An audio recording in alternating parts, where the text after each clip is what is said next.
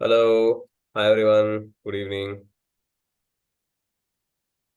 Evening. You good to see you. So today's TOC's main focus is about observations and its impact in coaching. And this I want to basically make it a completely interactive conversation rather than a conversation that's simply me talking and it's just you listening. But there will be a space where I think you'll see some more of me. Since my voice is really gone because of a cold, I decided prior. So whenever this meeting came to my head that I will be using some pre-recorded videos such that they become some space for useful conversation and useful observation. So that is the background, and also this is a space in terms of observations. A lot of the things that happens with the client and the coach doesn't happen in isolation. It's not simply the conversation that has been that is the focus. So there's focus on body language, tonality, words that are being used, analogies, and a whole truckload of that. And sometimes, as a coach, it becomes really a challenge to look at many of the things that are working as part of the ecosystem and as part of the space that you are holding for the client. So, also, some space, it's also what is the observations you are doing about yourself? How can you stay present with the client? And essentially, not every client is the same. So every client is completely different in multiple ways. So that way, it poses a challenge for us, and observations are definitely a skill. And the more you increase the number of hours in your kitty, I think it is also a space to increase the number of competencies that you gather along the way. And yeah, I think somewhere in many of the conversations that I've been a part of, I've loved the metaphor exploration in terms of how metaphors exploration can actually enable the client to get a lot of output that they're currently seeking. So this is how it's going to be. There will be a few videos that I'll be playing, and then afterwards, I will just check in with you as to what are your observations about the observations, and then we'll take it along like that. I hope that's cool with you. So this is where I wanted to keep it interactive, and then see how this goes. I'll just pause until I play. Yes. So what's happened is, I will have to get onto the coaching mindset, stay present with you guys. So when I was deleting a few conversations, I think that the amazing thing is that I've deleted the videos, and basically the ones that I had to keep, I've deleted them. The ones that I had to remove are still there. So we'll have to do a on the spot space. So maybe just anybody, if you just ask me a question, so I will be the person who is becoming the guinea pig for this particular observation class. So any question, any random question.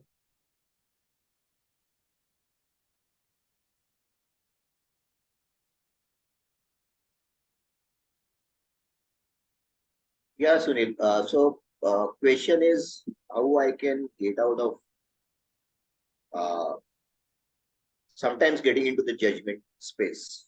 Hmm. Uh, because when the client are sharing his experiences or sharing his problem, I start. I have definitely improved on that, but initially I was feeling that oh my God, this problem is basically because his problem is he's the person because of his way of working this has happened and all that stuff. So how as a coach we can remove ourselves from that judgmental space?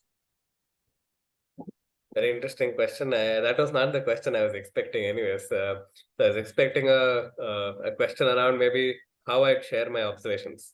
but I think I will take this question and also just maybe answer. And the space that I'm sort of looking for is, can like for you to observe me while I'm speaking, think of me as so you are the coach, you asked me that question, and I'm the client and I'm answering it back to you, and just check what are some of the observations that you can make. So and then once I stop, I will ask you as an observer, what is the observations that you've been making, not as a coach.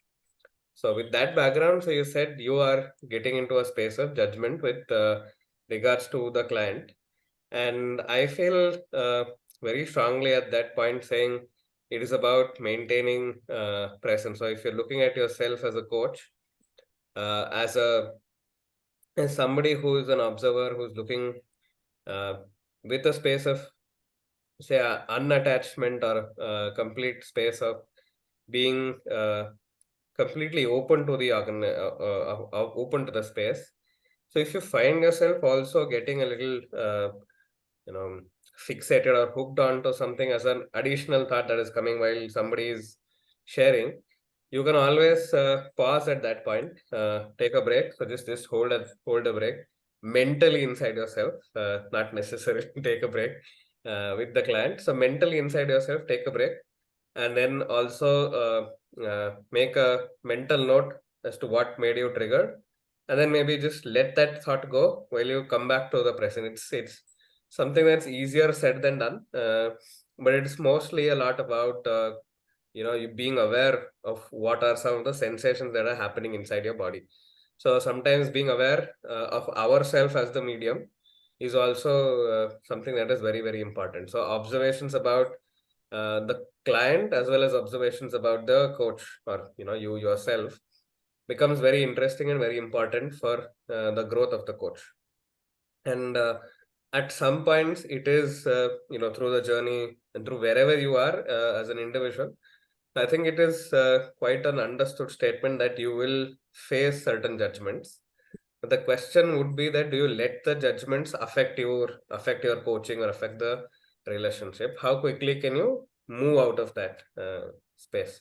So maybe it's like sometimes watching TV, there are these pesky advertisements that are coming in. So as soon as the ad is over, live action is back. It's not that the advertisement is holding your attention even later. So you come back. Similarly, if that judgment comes to you, it's like an ad. So you can consider it to be an ad and let it go. So that's our answer. Yeah. Thank you. Thank you. So I will pause here. So this was whatever I was talking. So what were the things that you were able to say observe about whatever I was sharing? So I could see you, looking up sometimes. Maybe that was something I observed. Mm-hmm. Correct. Absolutely. I could Taking sense pause. that this. Yeah, Vivek, go on. Sorry, I was just going to say, I could sense that this is an area which you're pretty passionate about and you have some strong opinions on it. Correct. Prashant, you're sharing something? Yeah, taking the pause in between, not completely. It was on the flow, continuous conversation. It was somewhere pauses, uh, thinking was going on, uh, then also framing of the answer was going on. Absolutely, absolutely. I think all three fantastic points. One is, the physical body language. So my eyes were looking up. You also observed I was looking at, sometimes scratching my hair. So that I think generally what also happened is that the question was something that was not expected from my end. Sorry, or I was not expecting that question. So when it came, I took a pause and actually had to take that in the flow as an answer. And that indecision or that complete fluency was not initially established. And then it slowly came to a point where it became a flow. Yeah, the passion and the intensity of sharing, they came in bursts. So it was not a full-fledged, clean conversation. Yeah. The observation sometimes that can help is if the client is sharing everything, you ask a question, everything is coming straight out of the window. It is like a viva voce that you're prepared. It's not a coaching conversation sometimes. It's everything is already well answered. That means some of the questions that you are asking has been a path that has already been traversed by the client. So that's something to note for as a coach. So if your questions put them to a pause, then it's something that's fantastic. And there were also spaces, I think, where there's the body language switching, my eyes dilating, my tonality coming in bursts. So the intensity of my usual conversation, and suddenly there's a shift in energies. That is also something to just note. Vivek, you had something? You had raised your hand. Yeah. So what is coming up for me was, I think this actually came up in a conversation somewhere where you also participated, where you talked about when the client speaks about something and it appears to be very well rehearsed and considered. The other thing that I've sometimes noticed is sometimes there will be a particular situation where they have either through reflection, consideration, or etc., thought about it a fair bit, and they know exactly what to do, but there's something that's keeping them from doing it. And that kind of second degree observation, which is, it's not just knowledge and structure, but sometimes accountability and motivation. And that observation can sometimes help you hone in on the, it's not that they don't know how to do it. It's like they don't want to do it, but they want to do it. And this, for example, is something I can connect with, because I feel there are so many things for which I fall into exactly this bucket, which is I want it, but I don't quite want it enough. There's a lot of wordplay in this equation. So I hear you. I also share the same space. So there could be spaces that are well traversed. So it's like sometimes my metaphors always come in handy. So you reach that place where you want to cross the river, but you don't know where the bridge is, but it's very sure that you want to cross the river, and sometimes you're needing that help to cross the river. So that's how I'd see it. So intensity of how much you want to is there, but then maybe sometimes it is also interesting to know how much of it is possible. What pushes you from saying, okay, I have to jump. There are many conversations and considerations that need to happen internally. So That is actually a beautiful metaphor, because when it comes to that, sometimes you're at the river, you've made up your mind that you want to cross, and the task is just to find a bridge or fashion a boat or a log or something else. And there are other times when there is a river, you can see the bridge and you feel like you want to cross, but there's something stopping you from going. And those two are very different situations. Yeah, I really like that metaphor. Yeah, Sandeep, you had a Yeah. So, for me, it's very simple, something very simple, I'm still trying to get grips with tonality. How do you, how do you sense it and still trying to understand it? Yeah. No, I am actually laughing because of the parameters that I wanted to bring into the observation were actually four things. One is there's video as well as audio, which we just now looked into. The second one is what is the space of when there is a audio plus video, but then it's in a language where you don't understand. So maybe, or maybe not familiar with. So I had four videos. So one is the English video, second was the Kannada video, and third was actually a video or only me speaking with my video off. So you're only getting audio signals. And the fourth one was I am on mute, but you're only seeing my body expressions. So there were four aspects of the things that I wanted to bring into the observations webinar. So audio is something that is a separate entity in terms of the observations. And when you're doing it audio, I think that space of how tuned you are to the changes in say frequency, changes in terms of thought processes that are happening with the client. So those will be something very, very handy. So I have seen some people whose body language is very, very, there's literally no change in their body language. They're able to maintain the same face. So the poker face is pretty much maintained, but their intonations and speed of speech, and also the regularity of speech. So a lot of these are some very strong indicators. I maybe we can also jump into audio right now. So what I It can is do so is, interesting that you bring this up, Sandeep, because the question you're asking, right? I think all of us have certain, let's say, predilections in terms of things we naturally gravitate to. Because, like in most of my coaching conversations, right, I usually do it audio only. So I actually don't rely on, say, facial expressions or this thing almost at all, mostly because I'm not even at my phone. I might be pacing up and down. And I'm very, very tuned in to the things you were talking about, which is tonality, sensing hesitation, sensing things, etc. over there. oh, absolutely, absolutely, Vivek. I think some of the conversations I've had with you, I think, have also been audio only conversations. And there's a lot of space sometimes where I think I felt heard a lot more quickly than maybe with a video space.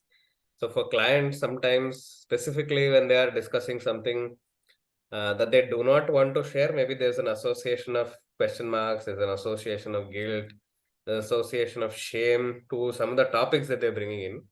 There's a very strong possibility that they don't want to be on video.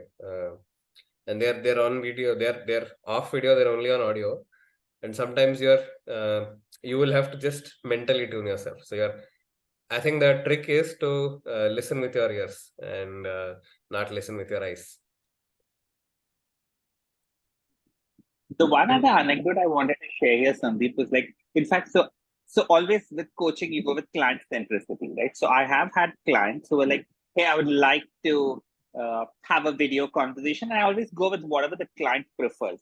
But what I've noticed that even with those clients, that initial video conversation serves to build trust. And after the first session or two or three, they also get accustomed to these. Hey, I can do these conversations while I'm going on a walk or doing something else. And yeah, that's what I've noticed personally. Absolutely.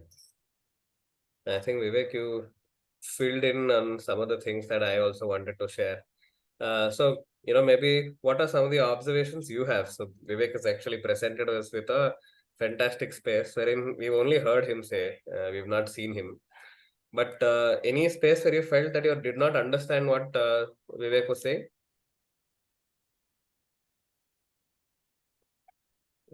You're asking me? Yeah, generally, like everybody. No, I think it was pretty clear. Mm-hmm. I think we all have faced that, isn't that, Sunil? At one point or the other. Absolutely. I think even without coaching, because I think the video Right. calls are a very recent phenomena. When I think I speak of my pre-engineering space, there was hardly any space where we were getting into, say, video conversations. So all our in-person conversations were the only space where I'm seeing the other person talk. But then there's also a space where you're able to sense long distance conversations with just audio. So I am an audio person. I don't like video calls because sometimes I like to take those calls, in my pajamas, in a space where in a clothes that I'm comfortable with. So I'm not really like old WhatsApp conversations were always audio, even though I'm talking to somebody outside. But always there's a space where they know my emotions, I know theirs, and it's like you've heard people so many times that there's a base frequency to their speaking and base tonality to their speaking, and after that any change is like we as the human brain is tuned to get into a space where there's any tone shift, any frequency shift, any pitch shift is also completely noted, and that the data is getting to the outside, but maybe there's still chances of misunderstandings happening, but I think the misunderstanding happening between something that's written to something that's verbal to something that's video, sometimes, the maximum misunderstanding happen with text messages, lesser number with verbal, and even I think far lesser with sometimes video. So with video, the number of eyes that you can hide from is very little, but with audio, you can actually hide your expressions. But your voice will give it away. Sarcasm will be completely understood. Humor will be understood. So these are things that you get with even without audio being in place.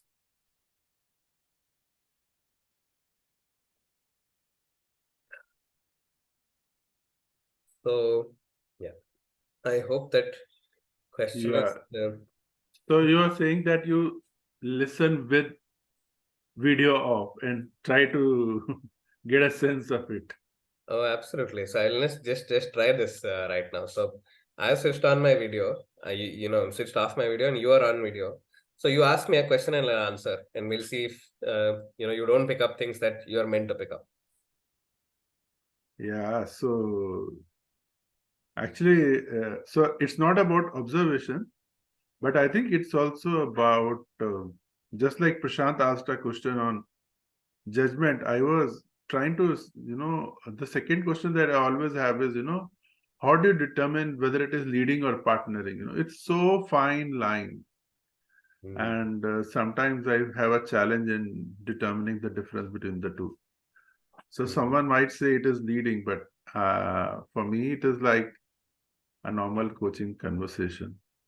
Yeah. So what are your views and thoughts about it?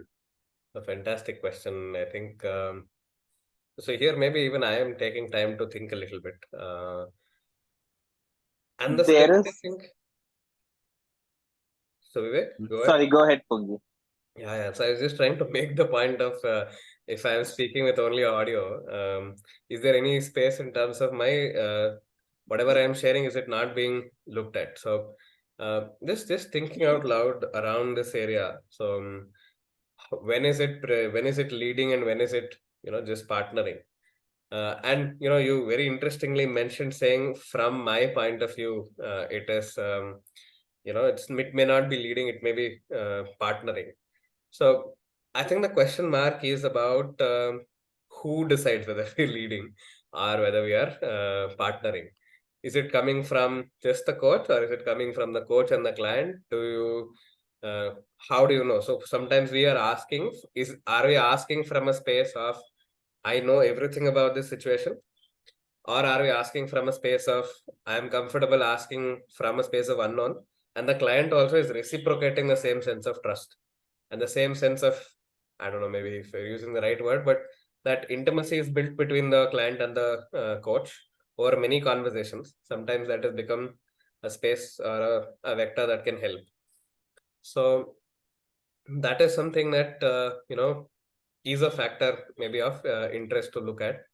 Second in hand is also about how is the client reacting to it. So maybe I've asked a question and I am feeling that it's the most natural question at that point of time. But there are subtle cues that says, to me as a coach, that the question didn't land well. So the time that the person takes to answer, their body language, is the voice suddenly stiffening? It suddenly goes quiet, it stiffens, it doesn't flow as naturally and as quickly as it was previously happening. So that also is like a feedback loop. So you've given an input to it, but you're also aware of what is the feedback. So to Sandeep, to answer that question, I think that is the space where it becomes a lot more easier to understand with these 2 points. I think these are top of my head points. Maybe some reflection around it will also sort of change. But these are the things that I was thinking of in terms of how do we know it's being partnering and say maybe even leading. So how we feel and also how we perceive the feedback as. And that's where audio may be a little different and difficult to understand whether it's an uncomfortable pause or it's a pause for reflection. Okay, so we will not be able to determine in that cases. No, it is not like we're not able to determine. I think with that singular instance, it's not something that's like, with 100% certainty that you can tell. But I think you can also gauge the voice. Does my voice go low down? And suddenly I'm thinking of, sharing with a completely slower tone of pitch, slower tone of voice. And then my voice is actually so low that sometimes it can happen. So it can happen differently with different clients. And also sometimes if you ask the question that has not landed well with the client, there's a very real possibility that the bass tonality completely shifts. And they're like, oh, why are you asking me that question? I've answered that question. Or, sometimes they come back with answers saying, like I said before, like I said before, like I said before. Those, like those questions and those things come back to a point where they say, okay, I've talked so much, but it looks like you haven't understood where I am coming from. So that could also be a feedback mechanism through audio. And also your questions and the way it is being asked and how you are in the whole framework of the conversation. Are you at a place where you asked a very strong question or a very powerful question? So at that point, is it something that they're struggling with to even articulate? Sometimes the struggle is in articulation. They're able to feel it, but they're not able to articulate it. So there could be that possibility of articulation possibilities. So with audio, your sensors are little lesser, but it's not an absence of sensing. That's what I'm trying to say. And on that note of audio sensing is higher or lower, right? One way to look at it is, hey, if you're only listening, then you have fewer input points to go on because you're not also seeing their facial reactions, etc. And that is true. But the other way to look at it is when you're only listening, your entire cognitive processing comes down to just listening to their voice. So you're not distracted by their background, their facial expressions, or what is going on. The point I'm trying to make is, I don't know if you guys know this, but say, for example, people who are blind, their sense of hearing is tuned to a completely different level compared to people who can see, because it is the only sense they have to rely on. And so I think that similar thing probably also happens with when you're, say, listening to, say, a deep musical composition or something like that. If you're bringing all your attention to it, you'll be able to listen to it and perceive things which you might not if you were also watching an accompanying video. Absolutely. I think your overall senses have actually come down to a lot more focused space. So it's like that laser light. So you're putting a, what is that, convex mirror to it such that your light is getting focused at one point.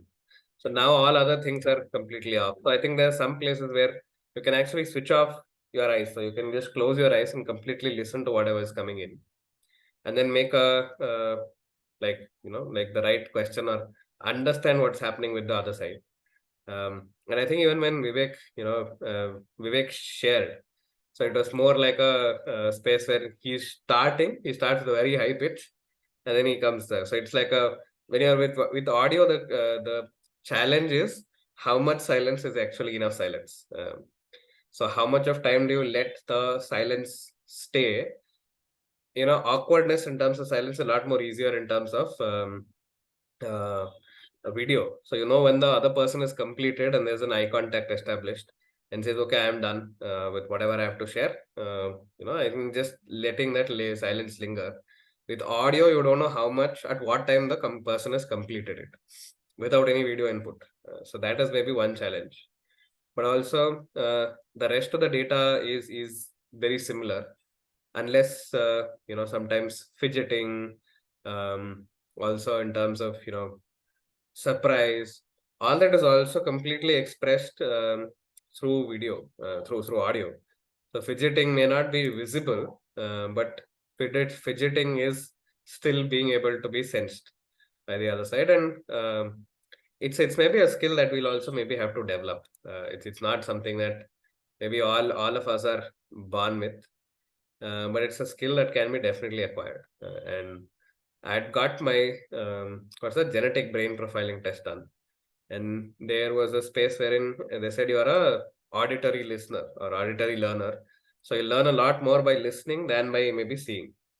So it could also be that some people are very visual. It could also be a space wherein you may have to tune yourself to the client, saying, are they somebody who would like to see things, listen to things and learn, do things and learn kinesthetic? I think that is what they call it. So do things and learn. So you will also maybe even have to look at yourself. Do you need to do something? Are you for some time? I had a problem saying I was not able to stay present without actually taking down notes. And some people say if you're taking down notes, your presence is off. But for me, it's the other way around. So when I'm taking down notes, my presence is completely on, because whatever is coming in listening is not staying in the head, it's getting onto paper. The mind is completely free, mind is completely open.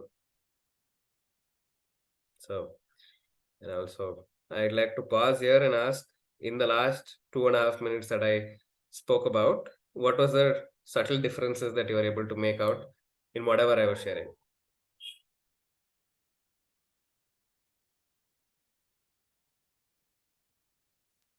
I'm losing out on the meta exercise. I'm like getting so much into the topic of what we're thinking about that that's where all my attention is. I feel I'm not paying close attention to that thing which you instructed us to. Fantastic. That's also an observation. Saying sometimes the focus is on the words, but not on the internalities, not on the the persona of the person.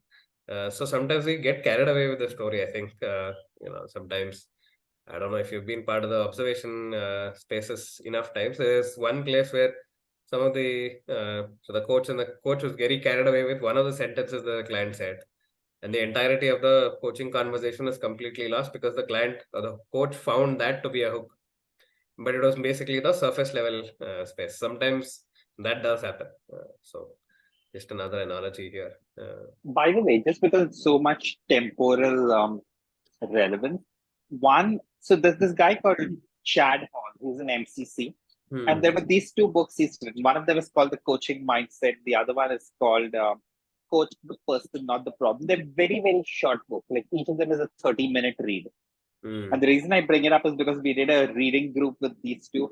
And he talks about exactly all the topics which we're talking about today. For example, if I had to summarize the thing in a sentence, right? What he says is, remember, when you start coaching, all of us have this James Bond attitude and that, oh my God, you're trapped in this dungeon. I will come here. I'll be James Bond. I'll swing in and like destroy all the bad guys and rescue. He's like, no. That is not coaching. Coaching is an opportunity for your client to be James Bond and you to be the sidekick.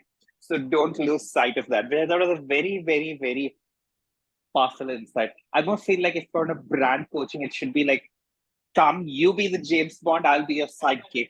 Sidekick could be like the little thing. And then in the second book, he talks about if you make this thing, he says, initially, they come to you with a problem, you help them solve the problem. This is more like consulting. Second, they come to you with a problem, and then you partner with them. This might be like an elder brother, an expert saying, hey, let me show you, and I'll give you some of the easy steps to do this partnership. But then he talks about the truly transformating coaching is where you simply use the problem as one little instance to help them bring about an internal transformation, which they can then apply to any problem which comes their way. Oh, absolutely. So client being James Bond. So very interesting that you mentioned that and the internal shifts.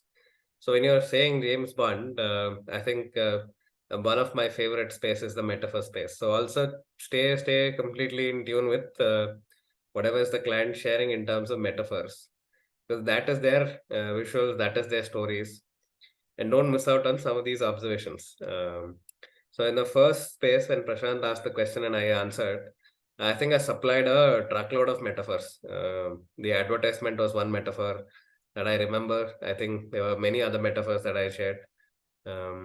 So metaphors are a fantastic thing, and metaphors are able to quickly establish some of the aspects that maybe like I can talk for 3 days and explain something, and I can tell one word and that will explain everything. And that's how James Bond did it for me. It's like, okay, I know what James Bond is, who is James Bond, and if I am to play the sidekick, how am I going to play it, or who am I in this session? That is something that becomes a lot more clear through metaphors and through analogies, through narratives, through stories. So that's another facet. Thanks for introducing that. Yeah, and he also talked about the other point you were making, Pongi, which is if the client presents a particular perspective, what he says is avoid what he calls the dark side of empathy. So what he says is when your client comes to you and let's say, for example, they have trouble with their boss and they're like, oh, my boss is a meaner, he's blah, blah, blah. You definitely want them to feel heard. But what you don't want to do is go along with them. Oh, what does that feel like? Tell me about more instances, and essentially strengthen that single lens through which they're looking at it. And instead get them to look at that same situation through all these other lenses. And that's where like perfect objectivity is so important as a coach. Oh yeah, absolutely. Absolutely. So you said previously that you're missing out on the aspects of these micro exercises with the conversation. So maybe there's one more exercise that I'd like to leave you with. Two more actually. Out of which one of the thing is you are what's this part of this? Okay, fantastic. So ask me another question, maybe something that is a light question, and then I'll answer something. And then you can share your observations based on that. Prashant has asked, Sandeep has asked, Juna, Vivek. Yeah, Pungi, your views on the current World Cup, how it is going on and where it is going. Yeah. So ನೀನು ಹೇಳೋದಲ್ಲ world cup ಅಂತ. So world cup ನಂಗೆ ಭಾಳ ಇಷ್ಟ. So ನಾನು world ಕಪ್ನ ಏನಿಲ್ಲ ಅಂದ್ರೂ ಒಂದು ತಿಂಗಳಿಂದ ಫಾಲೋ ಮಾಡ್ತಾ ಇದ್ದೀನಿ. ಇನ್ನೊಂದು ಏನು 11 ದಿನ ಇದೆ ಅಷ್ಟೇ. ಸೊ 11 ದಿನದಲ್ಲಿ ನಾನು ಮೋಸ್ಟ್ಲಿ ಅದೇ ಅನ್ಕೊಂಡೆ, ಬರೀ ಫೈನಲ್ಸ್ ನೋಡೋಣ, ಫೈನಲ್ಸಾಗಿ ನಾವು ಬಂದ್ರೆ ಖುಷಿ ಆಗತ್ತೆ, ಅಲ್ಲಿ ತನಕ ಏನು ತೊಂದರೆ ಇಲ್ಲ ಅಂತ. ಸೊ 8 ಮ್ಯಾಚಲ್ಲಿ 8 ಮ್ಯಾಚ್ ಗೆದ್ದಿದ್ವಿ. So I think that is important. So 8 match ಗೆದ್ದ ಮೇಲೆ ಮ್ಯಾಕ್ಸ್ ನಿಜವಾದ ಲೆಕ್ಕಕ್ಕೆ ಬರೋದು ಮ್ಯಾಚ್ ನಂಬರ್ 10, ಮ್ಯಾಚ್ ನಂಬರ್ 11. ಅದ್ ಬಿಟ್ರೆ ಇನ್ನೇನ್ ಪರವಾಗಿಲ್ಲ. ಸೊ ಇದು ಹೆಂಗೆ ಅಂದ್ರೆ ನಾವು ಆಫೀಸಲ್ಲಿ ಇದ್ದಾಗ ಈ ಎಂಪ್ಲಾಯಿ 1 ವರ್ಷದಲ್ಲಿ ಆಲ್ಮೋಸ್ಟ್ 9 ತಿಂಗಳು ತುಂಬಾ ಕಷ್ಟಪಟ್ಟಿರ್ತಾನೆ, ಎಲ್ಲ ಕರೆಕ್ಟ್ ಆಗಿ ಮಾಡಿರ್ತಾನೆ. ಇನ್ನೇನ್ ಹೈಕ್ ಬರುತ್ತೆ ಅಥವಾ ಡಿಸ್ಕಷನ್ ಮಾತಾಡಕ್ ಹೋದಾಗ ಆವಾಗ ಏನೋ ಒಂದು ಎಸ್ಕಲೇಷನ್ ಆಗತ್ತೆ, ಒಂದು ಗೊಬ್ಬರ ಆಗತ್ತೆ. ಆ ಗೊಬ್ಬರ ಆದ ತಕ್ಷಣ ಅವ್ನ ತಲೆ ಎಲ್ಲ ಫುಲ್ ಎತ್ಬಿಟ್ಟು ಹೋಗುತ್ತೆ. ಅಂಡ್ ಈ ಸತಿ ಏನಂತೀರ, ಲೆಕ್ಕ ಬರೋದು ನಾವ್ ಏನ್ ತಪ್ಪು ಮಾಡಿದೀವಿ ಅಂತ, ಏನ್ ಸರಿ ಮಾಡಿದೀವಿ ಅಂತಲ್ಲ. ಸೊ ಆದ್ರೂ ವರ್ಲ್ಡ್ ಕಪ್ ಬಹಳ ಚೆನ್ನಾಗಿದೆ. ವರ್ಲ್ಡ್ ಕಪ್ ಬಹಳ ಇಂಟ್ರೆಸ್ಟಿಂಗ್ ಆಗಿದೆ, ಇಂಟ್ರೆಸ್ಟಿಂಗ್ ಫೇಸ್. ನನಗೆ ಬಹಳ ಇಷ್ಟ ಆಗಿದೆ ಅಂದ್ರೆ ಅಫ್ಘಾನಿಸ್ತಾನ್ ಹೇಗ್ ಆಡ್ತಾ ಇದಾರೆ ಅಂತ. ಸೊ ಅಫ್ಘಾನಿಸ್ತಾನ್ ಆಟದ ಮೇಲೆ ನಂಗೆ ಬಹಳ ಖುಷಿ ಇದೆ. They are doing some amazing work. ಅದ್ರ ಜೊತೆಗೆ ಐ ಥಿಂಕ್ ಇಂಗ್ಲೆಂಡ್ ಯಾಕೆ ಹಿಂಗ್ ಹೊಡೆಸ್ಕೊಂಡ್ರು ಅನ್ನೋದು that is also question mark. But ನಾವೆಲ್ಲ ಕ್ರಿಕೆಟ್ ಪಂಡಿತರು ಬರೀ ಒಂಥರ ಈ ವಾಟ್ಸ್ಆಪ್ ಯೂನಿವರ್ಸಿಟಿನಲ್ಲಿ ಓದ್ದಂಗೆ, ಅಲ್ಲಿ ಹೋಗಿ ಅಲ್ಲಿ ಆಡಿ ಆವಾಗ ಬಂದಾಗ್ಲೇನೆ ಗೊತ್ತಾಗೋದು. ಬಟ್ ವಿರಾಟ್ ಕೊಹ್ಲಿ 49 ಸೆಂಚುರಿ ಹೊಡೆದಿದ್ದಾನೆ. ಸೊ ಖುಷಿ ಆಯ್ತು ನನಗೆ. ಯಾ ಪರವಾಗಿಲ್ಲ. I am like fingers craft, ಏನಾಗತ್ತೆ ಗೊತ್ತಿಲ್ಲ. ಸೊ ವರ್ಲ್ಡ್ ಕಪ್ ಗೆದ್ರೆ ಸಾಕು. That is the most important thing. So yeah Juna, I don't know if you know Kannada, I forgot it. But... Yes, thank you very much. It was amazing. Such a free flow. It's great. Such a free flow of answers. So I'd like to check with Vivek, Prashant, Sandeep. How did you find it? It was very, very interesting. I think so. I know no Kannada.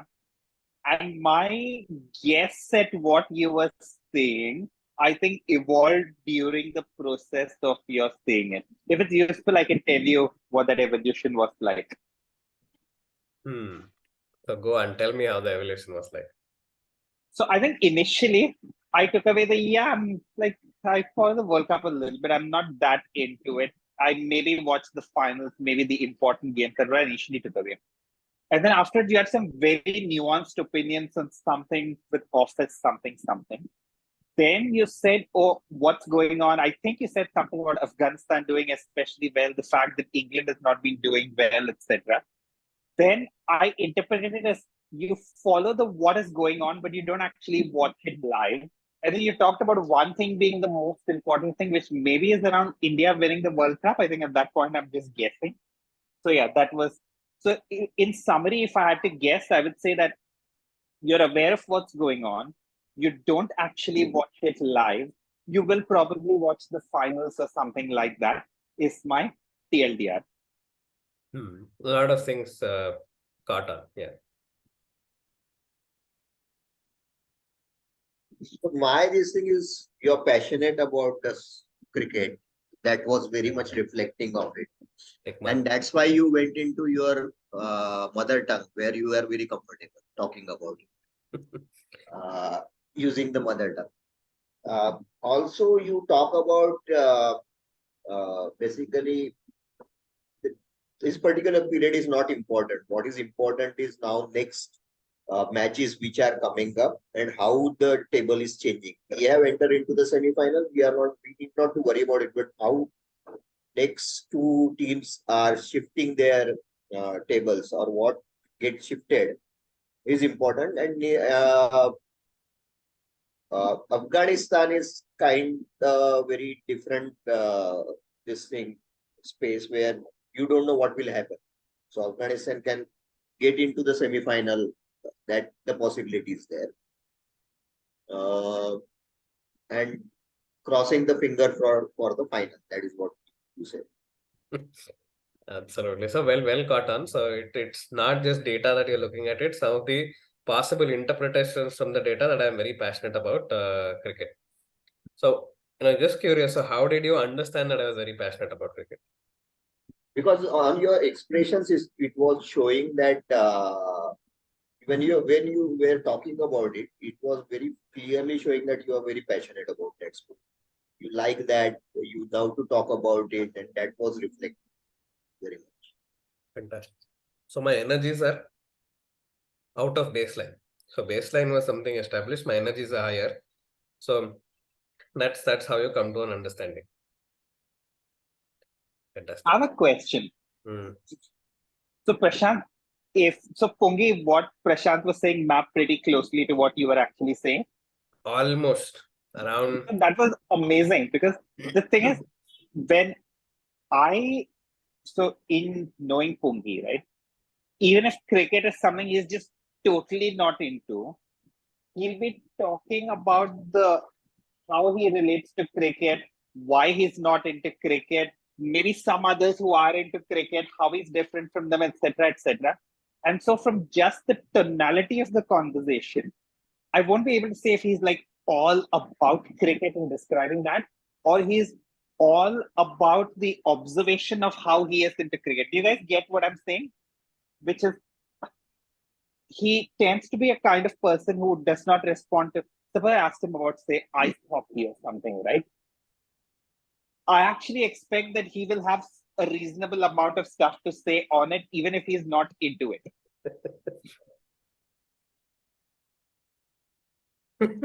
Ice hockey may be a little difficult, but I think I get your point. Yeah, I think that's where your observations throughout the conversations. It's not just a one-off conversation. So your baselining has happened through not just a singular conversation. So it does help to get to know the client a little bit more. So you are tuned. So you have set that data point with each person.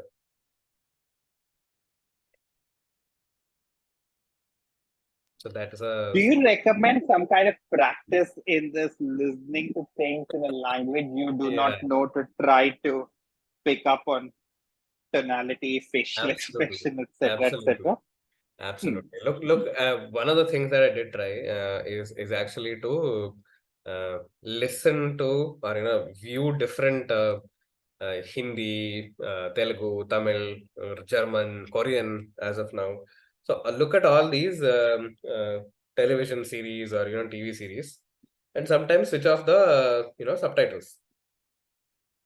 And when you're switching off the subtitles, you still get the same data, or the data points are you able to recognize.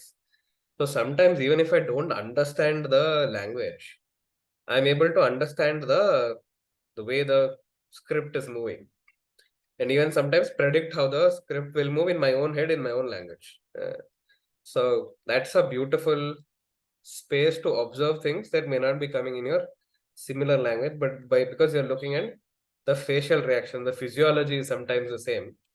But maybe sometimes the sarcasm, the language-based stuff gets lost in the process. But Wow. the other things are easy. The other things you'll get toned to.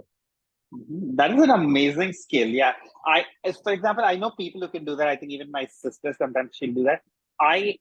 If I can't follow what is being said, or if I can't see the subtitles, I find it very, very difficult to keep sustained interest. I mean, I can do it for like, say, a 60, 90-second experiment, but not longer than that. Something maybe for you to experiment and find out. Yeah. Sandeep, you have something to share. Sandeep is not passionate about cricket, that I know of. So I am looking forward to hearing from Sandeep. Yeah, you are very right. Absolutely zero interest in cricket. So were you able to understand or at least get a gist of whatever I was sharing? Only thing I could understand was that you were referring to WhatsApp University as if there are some views. I was at some points, you were telling it as a matter of fact. That much I could understand, but other than that, not much. Yeah. So, Pungi, I'm curious about when you say you're very enthusiastic about cricket, do you watch all the games? Or was I correct in that you follow it, you're closely aware of what is going on, but you don't actually watch them ball for ball? I watch ball for ball. Okay, so are you watching the Sri Lanka Yeah. Bangladesh thing right now in the background? Okay, then Not I was completely off in no. my whatever this thing in terms of you're getting your stuff from WhatsApp. You do, and Prashant was like spot on in terms of his cricket runs through your veins. Runs through my veins. Yeah, I think that part was correct, but I do follow very strongly. Not maybe ball to ball, but specifically if there's a meeting that I have to attend, the phone is off. It's not that the meeting and then the phone is completely there. But yeah, so when I am fully focused, I'm fully with you. But if there is any space, there's usually a cricket match somewhere along the lines. It's now a little lesser, but I used to watch the match. I used to watch the highlights. I used to watch any other place that was coming on TV. Ranji, local, club cricket. Oh, you used to follow domestic cricket and all of the amazing. That's a long time. Prashant, you also a cricket follower? I take it you are. I'm not that much. Not that much, huh? Yeah, not that. Okay.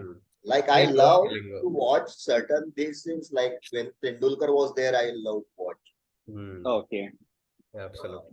But not. So I'm a very poor judge of cricket interest. Is what I can take away from this conversation. Yeah. I think that is maybe sometimes not one conversation is enough. Maybe you'll need a little more right. conversation. Yeah. But also, what was something that I also additionally put into this is that I started talking about cricket, but then there was a deviation where I went into how it is similar to The Office. So that was a big deflection. So the topic is about cricket, but then talk about something else completely out of the random and come back. But something on my mind. So as a client, if somebody does that, it may be that particular topic is a little more in the top of their head rather than cricket. So it's like an indication saying something else is going on. So what I was sharing is we've qualified for the World Cup. We've won 8 out of 8 matches. We have the semi-final. If we lose the semi-final, or even if we lose the final, everybody will only remember that we've lost, and nobody will remember that we won 8 matches straight, or 9 matches straight, or 10 matches straight. But the final is what matters, and that's one of the topics that I feel that throughout the year, if I am good, but if I basically, botch things up just before the hike, then people will, or my manager will only remember that. So it's something very subtle that happened. But if you don't know the language, you don't know the intricacies of the language, sometimes you may miss out on the details, but you can always observe that the track shifted, the energy shifted. So, Juna, you understand Kannada, I take it, huh? Yes, yes. I'm based out of Okay. Bangalore, so yeah. Okay. So Juna understood everything. Yeah. Pungi, I agree with you because now it is, you can get the subtitle on the films, you're able to see other languages. But when it was not there, I love to watch Kamal Hassan movies, Tamil, the old Kamal Hassan, young Kamal Hassan movies. And that is what I still remember. I may not understood the dialogues or anything, but the expressions and acting from that I could able to make the story. Yeah, absolutely. Pushpaka Viman is a classic example. Yeah. It's silent movie. I loved what Prashant said, which is the old Kamal Hassan movies, i.e. the young Kamal Hassan movies. Yeah, young Kamal Hassan, right. Right. And also today, if I like to watch, is basically Malayalam. Mammootty and Mohanlal. They are one of the best, and particularly the stories they have, very simple and beautiful stories. So even I don't understand that Malayalam language, but I can understand what the story behind it. Absolutely. If you don't understand Malayalam, Juna will help you there. You're all welcome. Yes. So that was, I think, the last but one of the experimentative learnings. Now, this is something where now we've had audio, we've had video, and we have had me talking in a different language. Now I will be on video, but I will switch off the audio. I will switch on, I will mute, but I'll keep on answering. So yeah, so that's the last part of the equation here. So ask me a question and I'll answer.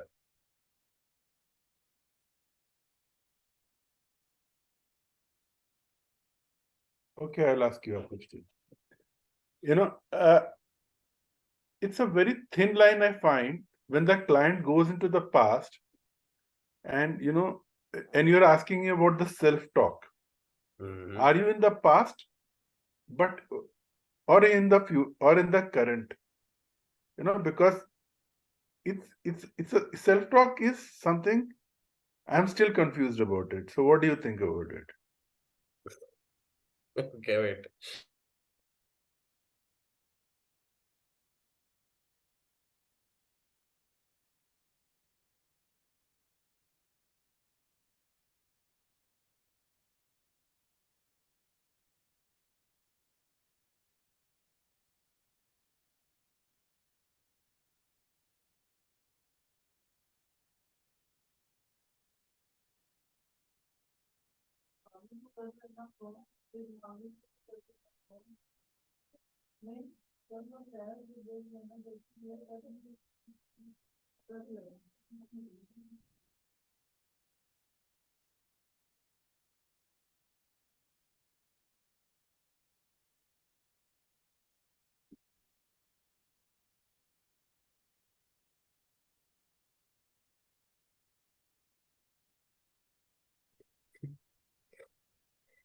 So now I am hunting for whatever you guys have to tell.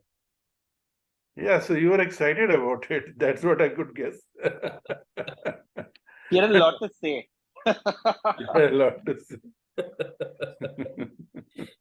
Yeah, sometimes the point of switching off the audio was basically to see how well tuned we are to the video part of it. I don't know if you noticed this expression with regards to my hands came in, because I knew if I had to get my point across without the audio being in place, I will have to somehow tell you that at least it gives you some sasta damsarats.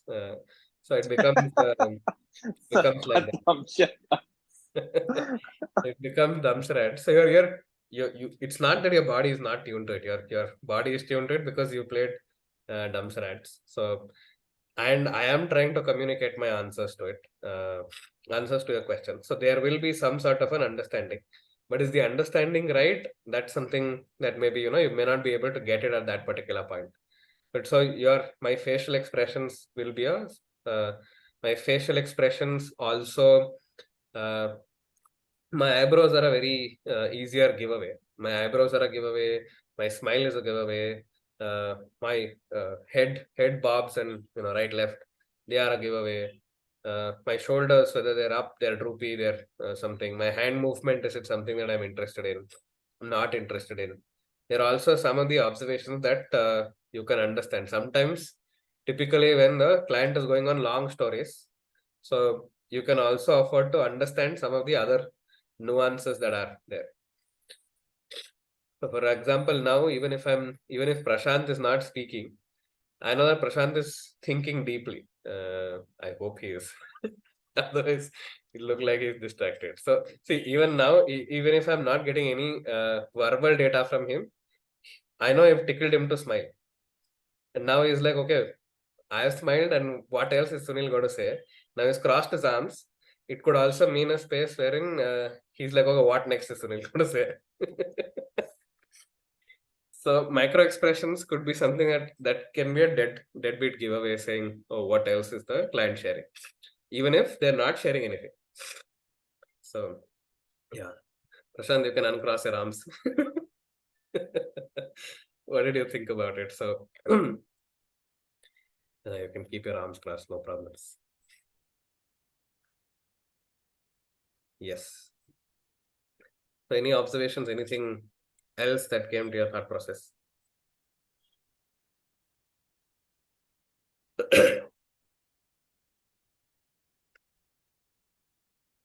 So what happens when the audio is completely off and you're only seeing video? Do you still observe? Do you still see things that See, this is another experience which I know some people do. For example, they will watch TV without audio off and all. This is the kind of thing which when I've tried it, I haven't been able to do it for more than whatever 60, 90 seconds. Audio only I can happily do. Visual only, hard for me. Maybe just needs training. I think training.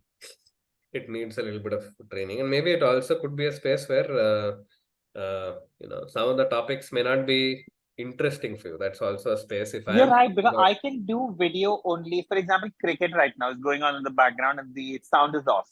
So that kind of thing I can do.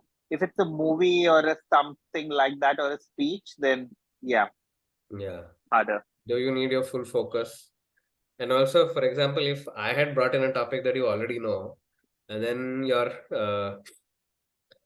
already have the data, so you're internally saying, I know all the data, so you may be switched off.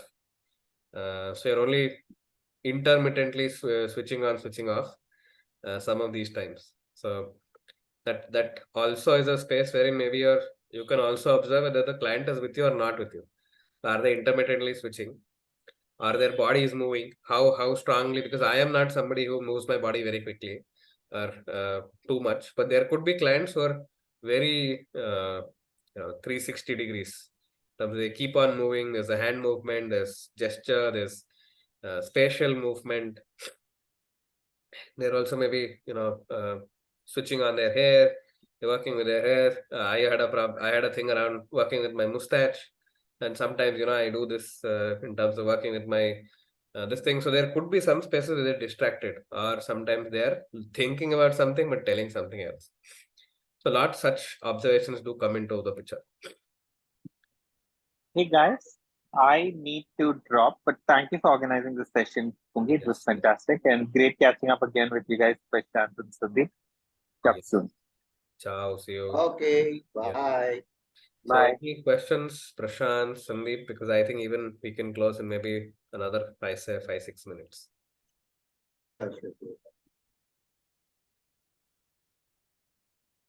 Yeah, Sunil, one thing I agree with you is basically it will come with the practice when you start uh, putting efforts towards the observation things, and then you start understanding it better. Okay. Absolutely.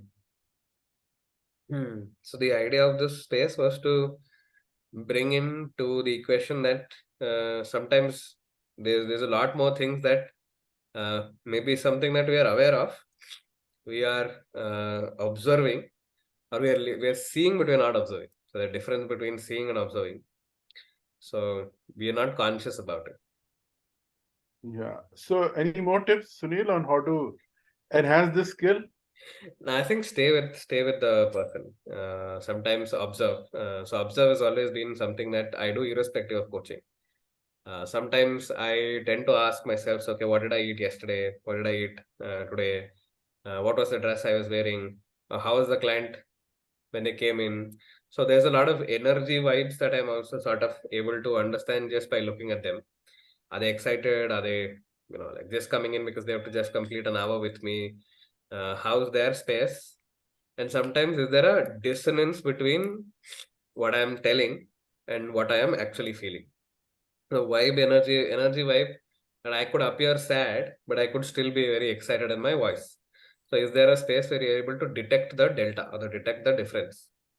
So observation is I think a fantastic space. So observe people, observe their body language, specifically when sometimes maybe you are the client, specifically in peer coaching. If you are the client, you also observe your own body language and observe the coach's body language. So how do you know that the coach is listening? So some of it is very instinctive. So you will know when the person is not listening to you. Even though they're giving you eye contact, they're nodding at your whatever that you're sharing, you know that their eyes and ears are somewhere.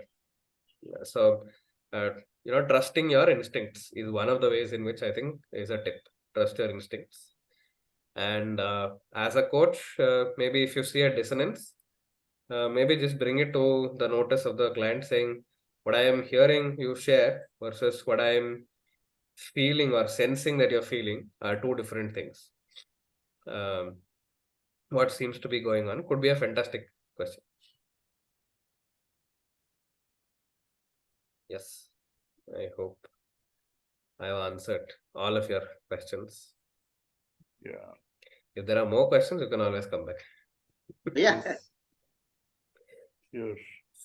Absolutely. Great, then thanks, Prashant. Thanks, Santosh. Sorry, Sandeep. Thank you. Thanks a lot. Thank you.